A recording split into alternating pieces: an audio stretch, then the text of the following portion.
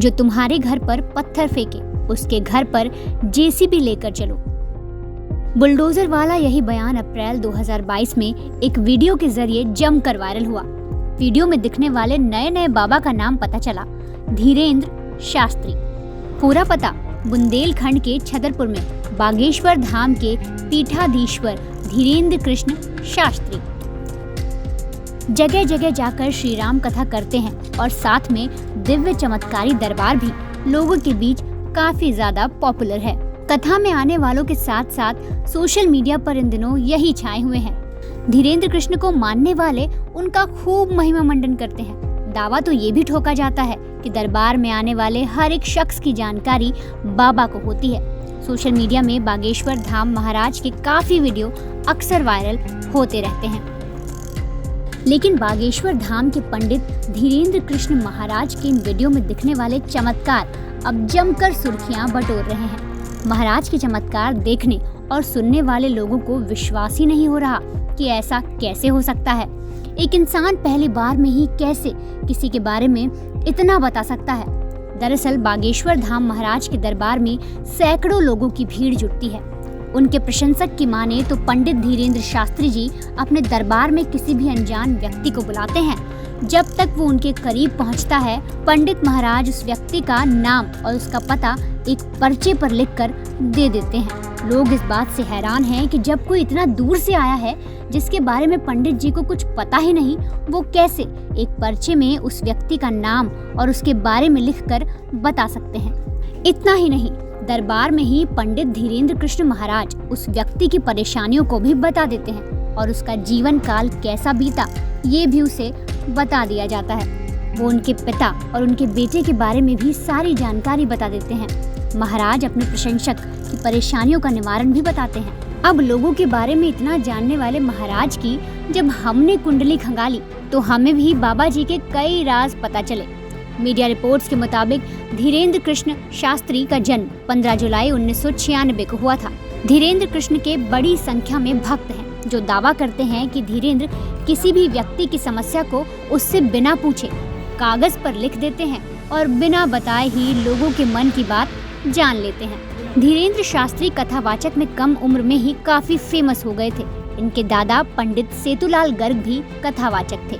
इन्होंने दीक्षा अपने बाबा से ही ली। ये कथावाचक से ज्यादा झाड़ फूक की वजह से फेमस है। BS मीडिया के नाम से खुद का YouTube चैनल भी चलाते हैं। छतरपुर के ही गड़ा गांव में चमत्कारी दिव्य दरबार नाम से इनका दरबार भी लगता है। पहले ये दरबार केवल मंगलवार और शनिवार को लगता था, लेकिन अब जब भी धीरेंद्र कृष्ण गांव में रहते हैं तो हर रोज ये दरबार लगता है। इसी दरबार को लेकर हालिया विवाद भी हुआ। धीरेंद्र शास्त्री पर कथा के नाम पर अंधविश्वास और जादू टोना फैलाने का आरोप लगा। अब जादू टोना का आरोप लगा तो एक बार फिर से बाबा सुर्खियों में आने लगे। पता चला कि श्री राम चरित्र चर्चा महाराष्ट्र के नागपुर में आयोजित हुई थी। तय था कि ये कथा 13 जनवरी तक चलेगी, लेकिन कार्यक्रम 2 दिन पहले यानी 11 जनवरी को ही संपन्न हो गया। अंधश्रद्धा निर्मूलन समिति के संस्थापक और राष्ट्रीय संगठन श्याम मानव ने बताया कि वीडियो में महाराज कह रहे हैं कि भूत बाधा की सवारी आती है, उपद्रव किया गया है, गंदी तांत्रिक क्रिया है, तबीयत ठीक नहीं रहती, तत्काल मृत्यु। अभी तक घर में 5 मृत्यु हुई हैं पितृदोष के कारण। पिता का नाम शंकर लाल है। माइक से बोले, हम तुम्हारे सारे कांड खोल देंगे।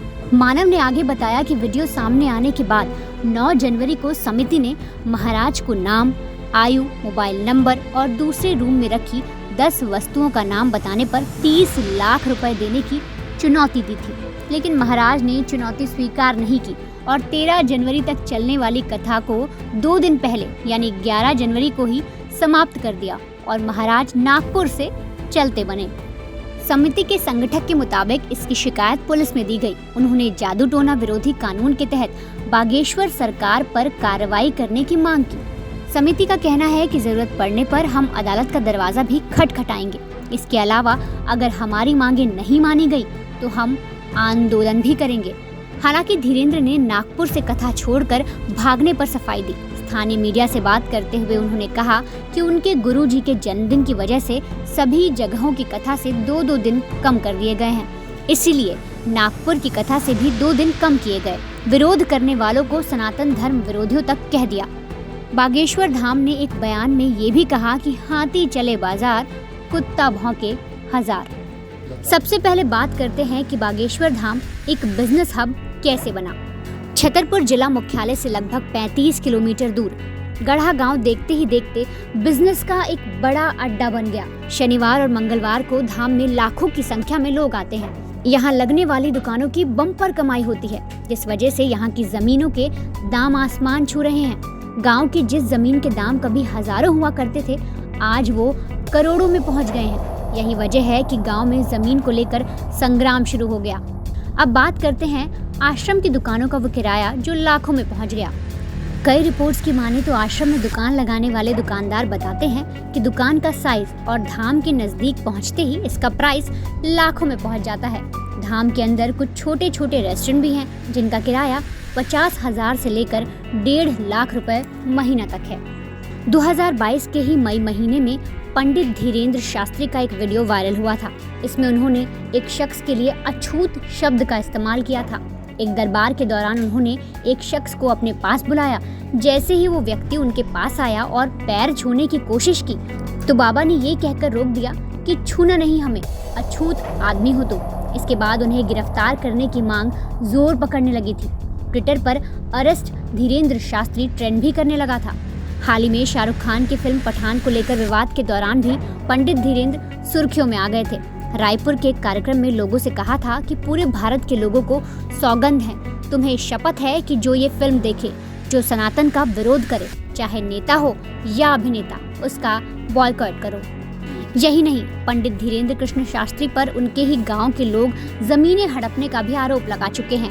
गांव वालों का आरोप है कि पंडित शास्त्री और उनके सेवादार उनकी जमीनों पर जबरन कब्जा कर रहे हैं। गांव में ही रहने वाला एक परिवार इसके खिलाफ छतरपुर कलेक्ट्रेट में धरने पर बैठ गया था।